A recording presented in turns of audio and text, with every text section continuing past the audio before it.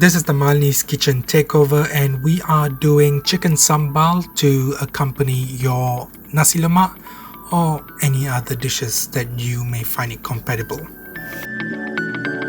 So first off, we're going to start with a marinade. It's as simple as 4 tablespoons of fish sauce and 2 tablespoons of ginger garlic paste. Mix well and marinate it for a minimum of 10 minutes. We are using chicken breast here, cut into small pieces, so the marination process won't really take that long. So next we're going to grind the sambal. For this we're using 1 whole onion, followed by a few slices of galangal. We are using about 12 pieces of garlic cloves here, and ginger paste. We had ginger paste around, so we just used this, or you can just use ginger slices as well.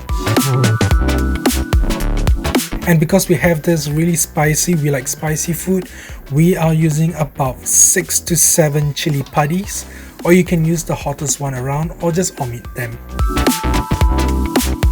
Now the one that I'm putting in right now is actually the chili paste. It's actually dried chili grinded into a paste, and this is such a versatile one that you can use it for any other recipes that call for a chili paste as well. We're grinding up with very little water here because we want it as a thick paste and not too watery.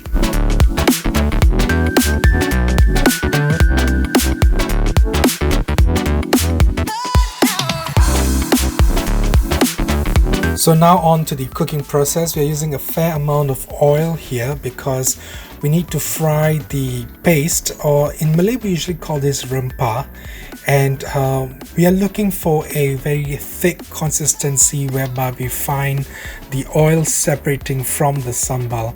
As you can see right here, you can see there's a fair amount of oil floating around, and this is crucial because it helps with the coating process later on. So now we're going to add 1 diced tomato, and together with this we're going to add a tablespoon of blacha. Now blacha is basically shrimp paste.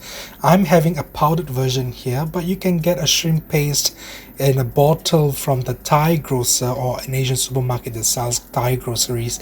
Now if you can't find blacha in your territory, you can use a bit of anchovies and blend them into the sambal as well. Next we're adding the aromatics, starting off with galangal, a couple of slices over here.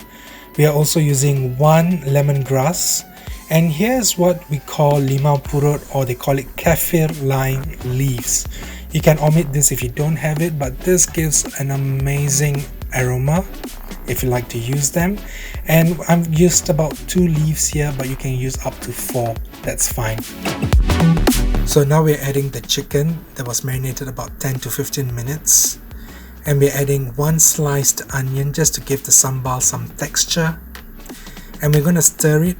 And we're not going to add any water because the juices from the chicken are going to be released once we put the lid and cook it for a while. So we're going to put the lid on and cook it for about 5 minutes. 5 minutes later, we open the lid and give it a good stir so that everything is well coated. And at this stage, we're going to add in 1 tablespoon of sugar. You can use any kind of sugar you like, but sugar is going to give a nice caramelized taste and texture to the sambal.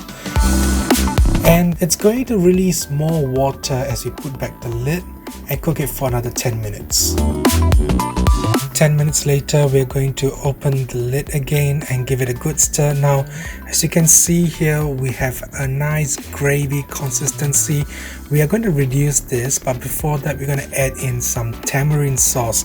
Now, the tamarind sauce may differ from where you live, but here we're using a nice thick tamarind sauce that, beware, the color of the tamarind sauce is going to change the sambal as well. So don't be afraid. The texture is still going to be the same, and so as the taste as well. Stir it well, and your chicken sambal is ready. Serve it with nasi lemak and enjoy.